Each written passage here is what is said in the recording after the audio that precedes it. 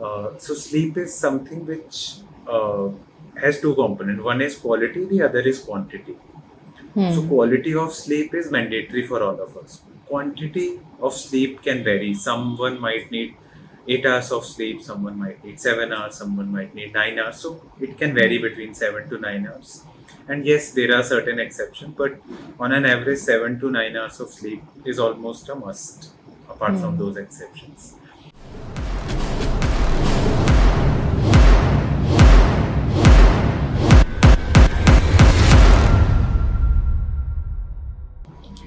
Hello and welcome everyone to Coach for Mind, India's first mental health podcast, and I'm your co-host Dyuti Bhardwaj. But today, before kickstarting any kind of conversation, I have a very quick general knowledge question for you.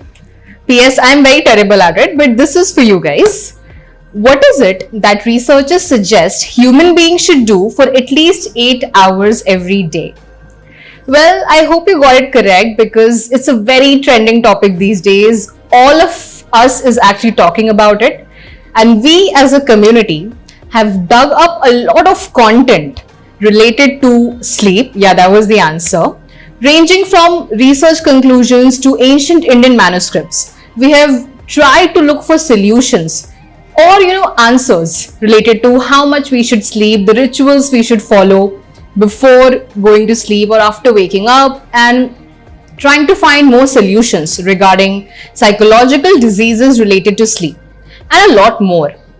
But if you feel confused with so much information floating around you and you feel a little confused that you are not able to apply any of this in your life, personalize it for yourself so that it actually works for you, today we'll be trying to give you a little more clarity in that area by having a conversation about a very specific topic, that is sleep hygiene.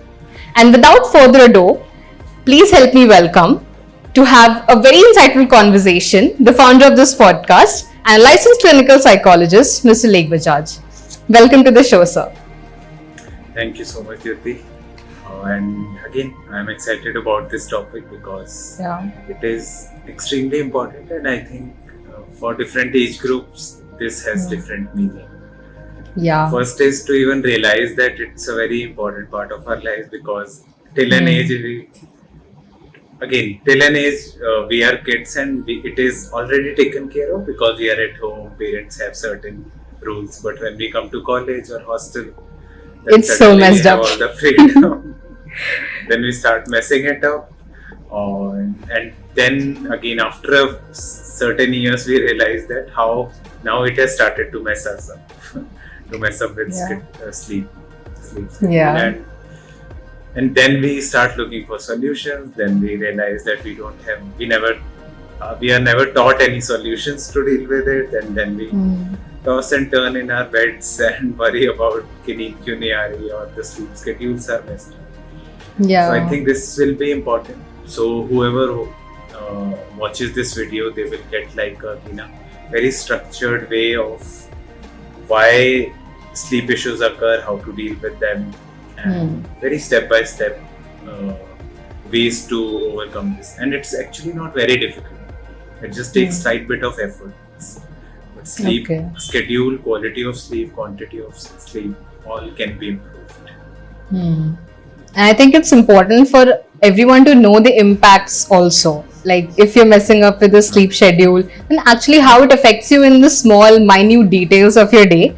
And later on it enhances and you actually start feeling the energy deprivation and a lot of other things that we'll talk about. But yeah, it's a very interesting and very valuable topic to our audience, and I hope they gain a lot. But I'll come to that topic that you mentioned about college, and when we go to college we mess it up. I would really like to discuss that also towards the end of the video. Yeah. But when you talked about the topic, when you specifically mentioned the topic sleep hygiene, I was personally a little confused because I heard about it for the first time. I've heard about other sorts of hygiene, but when it's attached to the word sleep, that felt a little bit confusing to me and I couldn't relate to it. So I am really excited to know that what actually do you mean by sleep hygiene? Yeah.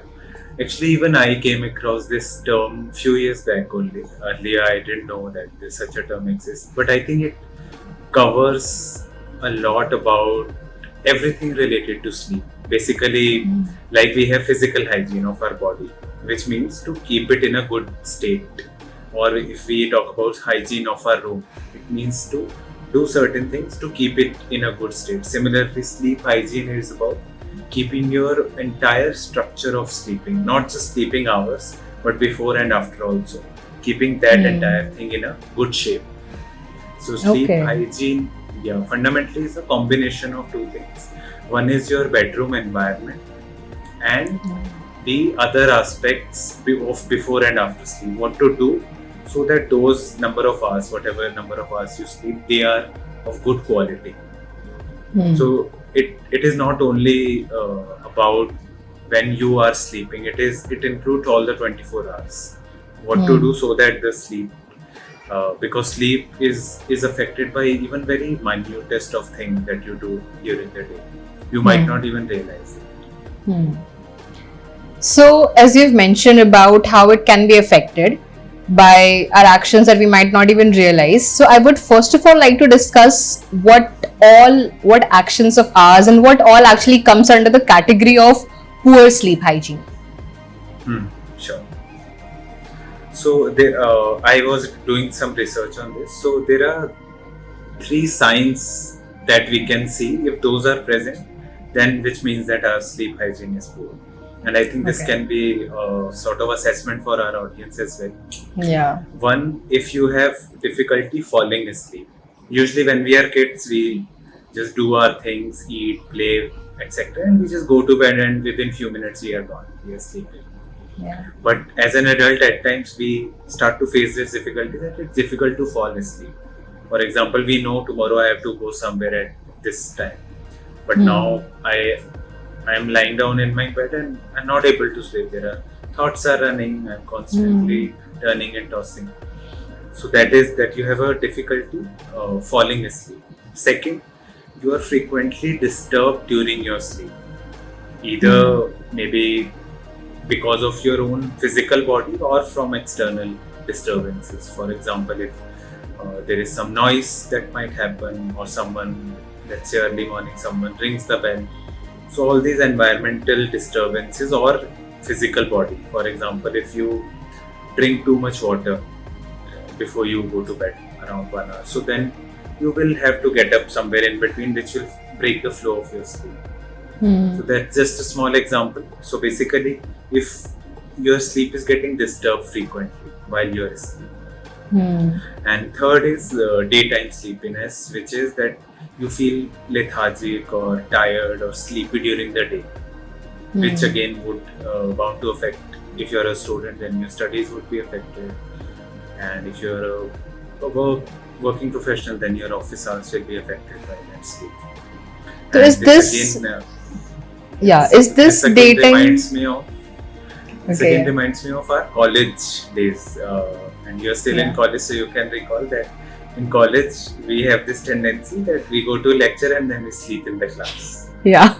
Nowadays it's online, it's even worse. Then at least when we are in a lecture hall, it's still difficult, but online mein toh, I've heard a lot of people that they just put it on mute and sleep. Well, my mouth is zipped. I'm not saying anything. Yeah.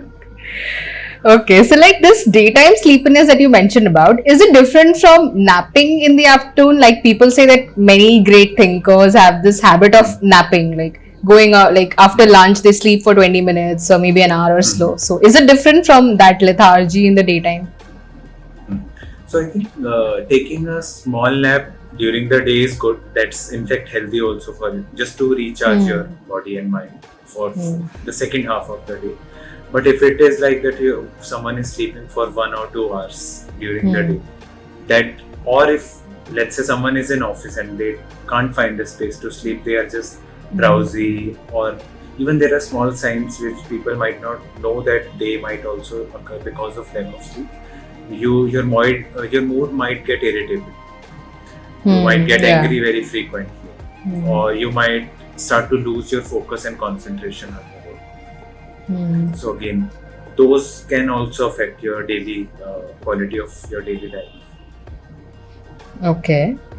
So, like, I would like to. I'm confused what to ask you first. That whether like should we proceed that what are the good sleep hygiene practices, or should we first discuss about the importance of sleep hygiene? What do you think will actually benefit the viewers more? In which order we should go?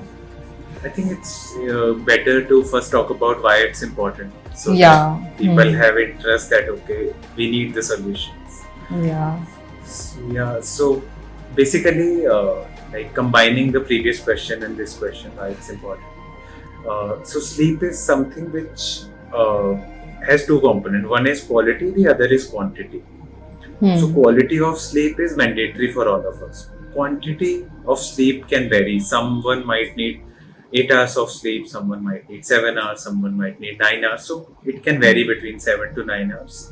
And yes, there are certain exceptions, but on an average, 7 to 9 hours of sleep is almost a must, apart from those exceptions.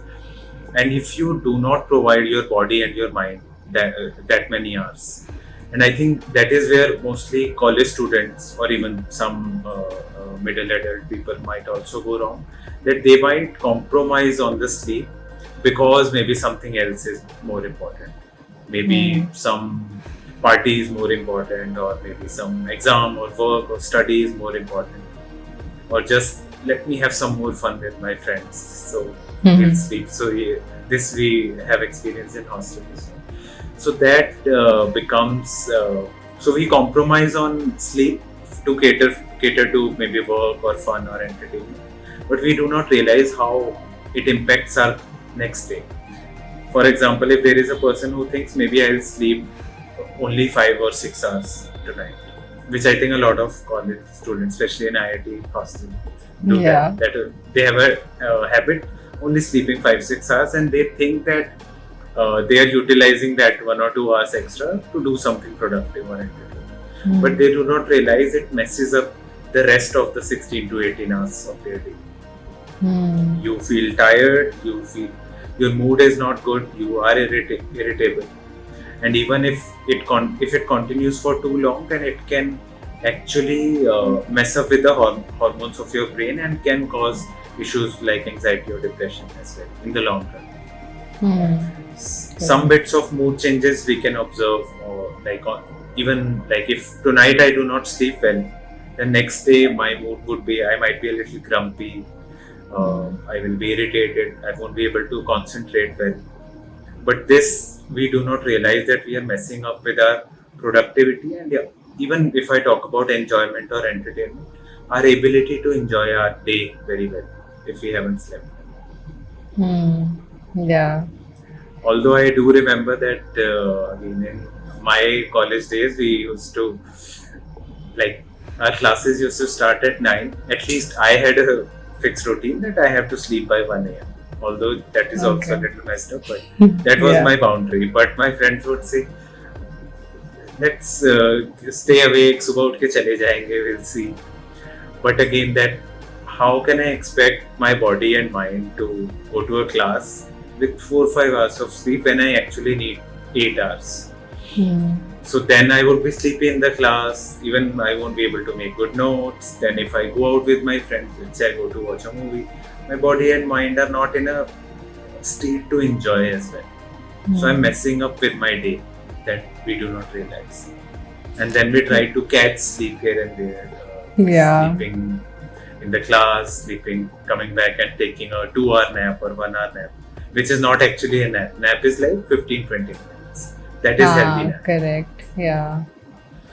Okay. Yes. And in the long run, it can, again, physical body may, good sleep can reduce your risk of certain chronic diseases like diabetes or blood pressure or hypertension, or mental health wise, depression and anxiety can also be reduced, the risk, if your sleep is good. Okay. So yeah, that is why sleep is extremely important to enjoy the life. And I think a lot of time we hear in motivational videos that you are wasting 1/3 of your life sleeping, Yeah. etc. 1/3 of your life is wasted sleeping. Actually, it's not wasted, because it's the very fundamental physical requirement that our body and brain needs to recharge. And so let me classify it a bit more, that a young infant, maybe who is less than 5 years old, they need almost 10, 12, 14 hours of sleep, because the body is developing, the brain is developing, making new neural connections. So sleep is extremely important for that growth. Although we do not need those many hours of sleep, even fewer would do, but 7 to 9 hours is average, which we need so that our brain can recharge. The muscles and tissues in our body can, in a way, refresh themselves for the next day. But if we do not do that, we'll have short-term impacts on the next day. But if we do not do that over many days, then we are like putting ourselves into chronic diseases, physically and mentally. It's like we're trying to use a phone without charging it at 1% battery. Yeah. And again, it will harm, it will die, it won't be able to cope after a while. Yeah. And I've also heard that even when you're going to gym, you're training your muscles, the actual repairing and the building of muscles happens while you're sleeping. And the same is true when we're studying something. Like all the different facts that we gather during the day when we're studying some content, those neural connections are made during our sleep. So when you wake up the next day, you can come up with solutions to the problems you might be studying.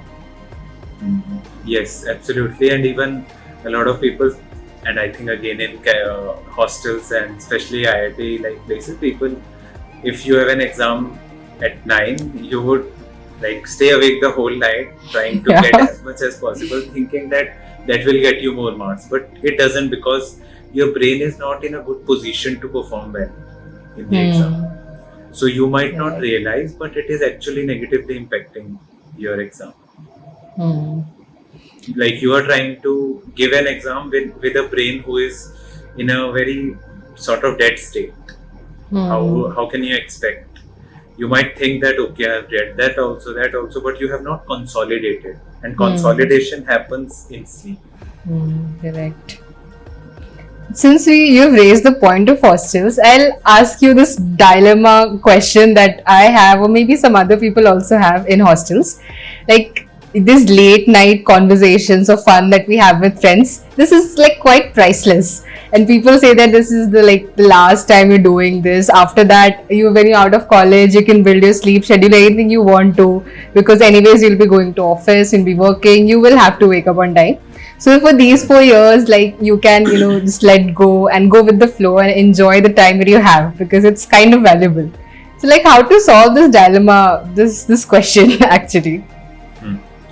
So definitely it's like very conflicting, that we want to have fun also, we have to study also, plus we want to have a good state of body and mind also. So something needs to be compromised. So either you compromise on your sleep, then your body and mind will be affected, or you compromise on your fun, or you compromise on your morning classes, you miss those classes. But I don't think people mind that. Yeah, but if you are getting whatever your requirement is, 7 to 9, whatever is the requirement, if you are getting that much sleep, then your body and mind are getting what it needs. So suppose you sleep late, then you wake up late. So then your classes might get compromised, but your body and mind will be in a good state. Okay. Although again, that is also a difficult choice to make. Yeah, definitely. All the teachers might say, no, this you must compromise on the fun part, but not on the class. Yeah, and that is also one thing. If I feel if I make a choice to go to bed early, wake up early, and make at definite times, then all the other people, like my friends, they are awake at the night time. They are having fun, so I feel like I'm not able to connect to people more. I'm missing out. Like those kinds of things happen. True. For example, currently I'm working, but I know that I'm most productive during the night hours. So I sleep very late, but which leads to I wake up also very late. So I'm getting that quota of sleep that I need. Okay. So even if there are some people who are more productive during the night hours, there's nothing wrong with that. But then make sure you wake up also late and you figure out your life accordingly.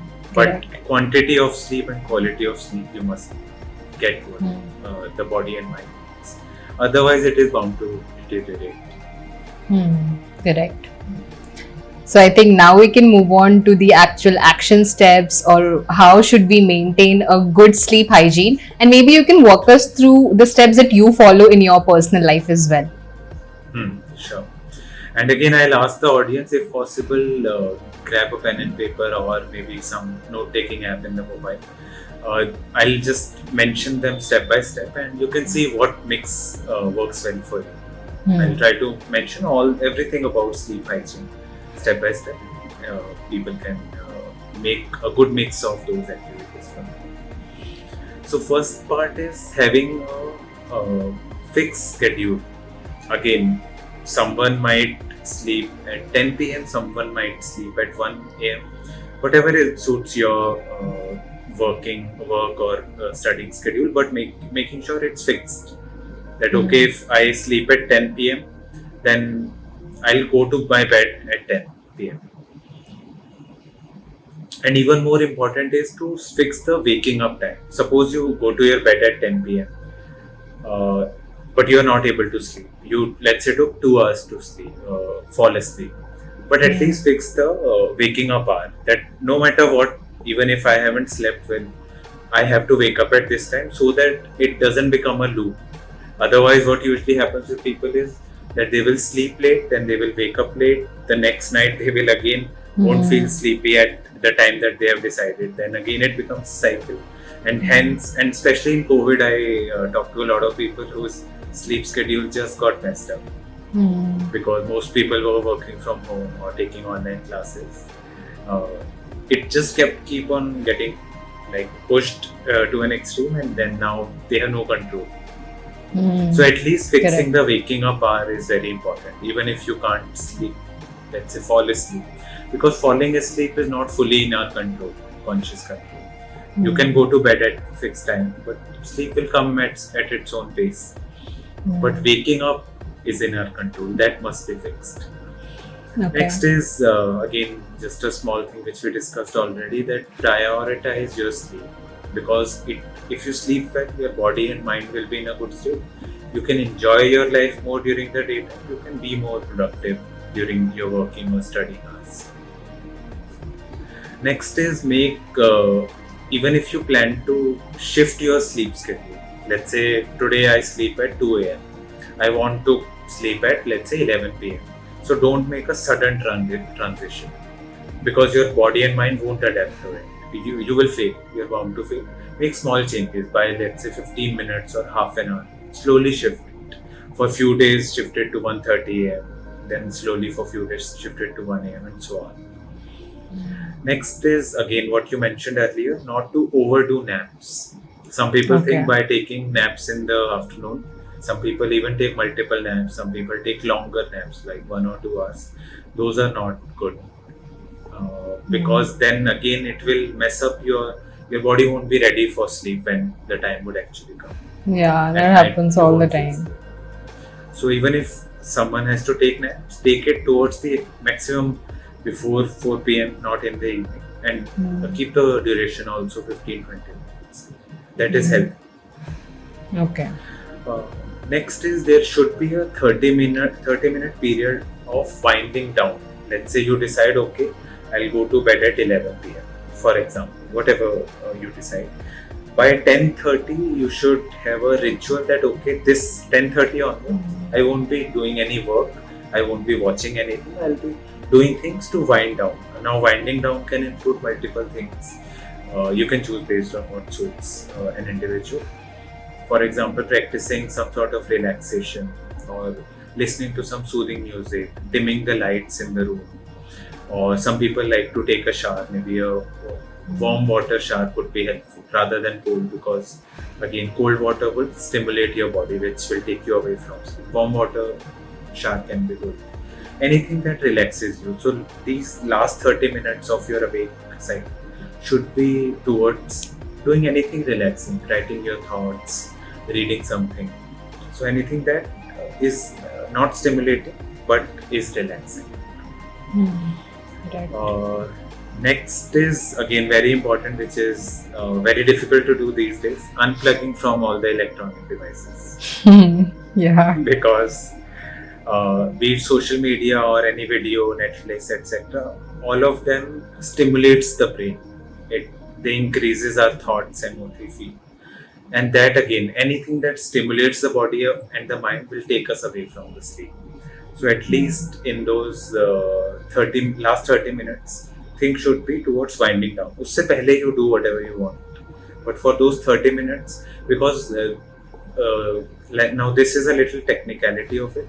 You might have heard of a hormone called melatonin, which Yeah. is essential for us body to go into that mode of sleep. But if anything is stimulating, it's again very evolutionary ingrained in us that if anything, let's say when we used to live in jungles, any noise would occur, the body and mind would be stimulated.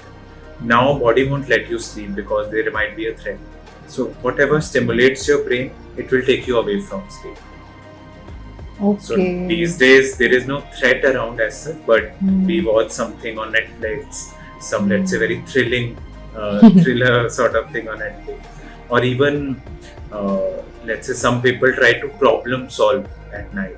Let's say someone is doing a startup and they will start thinking about, okay, this problem is coming, how to solve it. That is stimulating your brain. This must not be done in the last 30 minutes. Or some people might think of, let's say, philosophy or again, it used to happen in hostel that at night we used to discuss deep philosophy about life. Again, that is stimulating your brain. It will take you away from sleep. So whatever is done in the last 30 minutes should be relaxing and definitely not stimulating. And most of the things that we do on our screen are stimulating, and that stops the production of melatonin in the body and hence takes us away from the sleep. Next, very important is when we are not able to sleep, we keep on tossing and turning in the bed. Even that psychologically breaks that connection between bed is equal to sleep. So what is suggested is you go to bed. If you're not able to sleep for 20 minutes, get up from the bed. Don't keep on tossing and turning. Do come out of your bed, do something relaxing, and then if needed you can again, once you again feel sleepy. But if you keep on tossing and turning in the bed, definitely it will break that association that bed is equal to sleep, and then your body won't recognize it the next day. So what is suggested is if you are tossing and turning for 20 minutes, get up from the bed, do something relaxing. So any questions? I think there are 2-3 or more suggestions. Yeah, I literally had aha moments in all of the things that you mentioned, all of the separate points. The point that you mentioned about thinking of an idea before sleeping, that was actually quite helpful, because I used to consider these electronic devices basically as stimulants. But that has happened with me a lot of time, that something exciting comes in my head and then I want to think more about it. I want to work more details of it. So that will definitely take you away from sleep. That was very insightful. And the other thing that you mentioned about tossing. Best is that if something's very important is coming up, let's say you got some idea, best is to write it down somewhere. That tomorrow I will take a look at it. Or even if something is bothering you, let's say something happened today and you are disturbed about it, write it down that I'll solve it the next time. So keep those in a way parked for the next time. Yeah, I've heard people keep journals close to their bed, sometimes to even note down their dreams that they've had. Yes. And this even can I be suggest used. to my clients in therapy. Oh, okay. That is nice. Dreams are important in therapy to get a peek into our subconscious mind, what's happening. Okay, that is interesting, because we have read some things about that in our basic psychology course. I hope we make a video about that too. Sure. And about that tossing and turning that you mentioned, I could think of that Dear Zindagi scene of Alia Bhatt. Like when she had insomnia, she used to just keep tossing and turning around the bed. She just couldn't sleep because of all the stress she had. So I think your advice is very helpful in that case. Because another thing which is very important is that your bedroom or wherever your bed is, that space should be in a way curated in such a way that it increases your tendency to sleep. So don't study on your bed, don't work on your bed, don't sit and talk on your bed. Make sure that your body knows, okay, bed means sleep. Or exceptions is for people who are couples. Sexual activity is still relaxing, but anything which is stimulating shouldn't be done on bed. Okay. That's actually very valuable. And keeping dim lights and increasing the quality of your mattress and your pillow. So those are also very important. At times we just, at least again, I keep on going back to hostel. We used to sleep like 4 people are sitting in a room, they will just sleep anywhere. Yeah, correct. So again, increasing the quality of anything which is related to your sleep, your bedroom, lights, even some sort of aroma can be relaxing. Drink something, or some light music can be there, dim lights, comfortable mattress, pillow, etc. So again, all these will help you to get to sleep. Yeah. I think that's important also because with a racing mind, you can't immediately go to resting state. This winding period will help you like calm your mind slowly and bring to a state where you can gradually move into sleep quite easily. Instead of just like finishing up your work and going to bed and trying to like toss and turn in your bed for hours, it's better to consciously do that. And I think these 30 minutes can actually transform your sleep and in turn transform your day as well. But we have like, even if some people are very structured, they might do, okay, till 11 p.m. I'll work, 11 p.m. I'll go to bed. Body won't work that way. You need that transition period. Yeah, correct.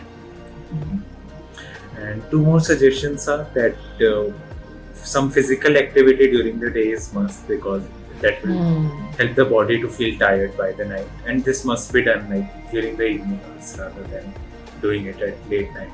Also, this reminds me, now there are gyms which are open 24/7. Which again doesn't make sense that you would be doing gym midnight. Yeah. Oh my god. Because again, working out stimulates your body. Yeah, definitely. Blood is rushing, muscles are pulled, so you need time for body to first come to a relaxed state.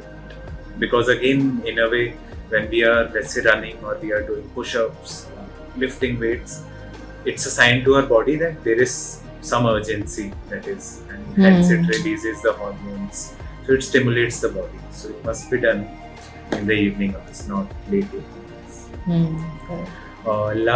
Last 2 are avoiding caffeine, especially after evening hours, and to not eat too heavy towards the time that you go to bed. You can have like a glass of milk or something light, but make sure the dinner is done 2-3 hours before you go to bed. Right. And I think again, hostel is like the extreme opposite of what I'm saying. Yeah, that's go to the night mess and put parathas inside and come back to sleep. Oh my god, seriously. And like that is the exact reason we give to ourselves, that I've told you. That just last 4 years that you'll be enjoying that kind of a thing. And we do everything opposite. This reminded me, you asked me a question, what is poor sleep hygiene? Hostel life is poor sleep hygiene. Oh my god. That is okay. Now I'm feeling kind of like I have to introspect my life, what needs to be done. But yeah, definitely the points that you mentioned, that you gave to us, they were actually, I had a lot of questions that you answered while you were giving your answers. Like when you mentioned a lot about like when we go to sleep, we won't be able to sleep immediately. I was going to ask you a question and you gave the solutions along the way. That was beautiful. There's one recommendation that I would like to give to our audience, one book recommendation. You mentioned about like human evolution, like about melatonin and stuff. So So I think reading the book *Sapiens* would be a good, interesting read for people. It talks a lot about human evolution, how it still affects us, how we have evolved. So I think that will be a good read. Yeah. Apart from that, do you have anything extra to add in the end apart from that miserable hostel sleep hygiene? Anything else that you would like to add? I think first of all, hostel people watching this video will hate me because it in a way attacks their entire lifestyle. Yeah. Apart from that, I think only thing I would like from the bottom of my heart, I would say that sooner you realize the importance of sleep, it will drastically. It might take time for sleep schedule or sleep quality to become better, but sooner you realize that's like a very important step. That okay, sleep is extremely important, and as much as possible, nothing else should be more important than sleep. Unless and until it is of extreme urgency, nothing should be given more importance than sleep. Because sleep is like that anchor that can actually, we might, let's say, earn a lot of money, we might go for trips, etc. But if the body and mind are not in the state to enjoy anything, what good use is that? Yeah. So, Exactly. sleep should be, apart from emergency situations, your first priority of your life should be sleep. And then everything else, because you can't enjoy anything else or be productive in anything else if your body is sleep deprived. And I think we are again the, in a way, lifestyle culture that we are developing that is taking us away from sleep, and that is bound to have impact on our physical body and mental. And that is considered cool as well. Like as soon as we enter into college, we actually mock people that तुम इतने जल्दी क्यों सोते हो? मतलब क्या ही कर रहे हो जिंदगी में guys? So yeah, that should change. And again, I understand that there are so many things that we want to do. So I won't say कि इतने बजे सो जाओ etc. कितने भी बजे सो जाओ, but make sure वो number of hours and quality you are getting. उसके बाद फिर आपका work compromise होगा, classes compromise होगी.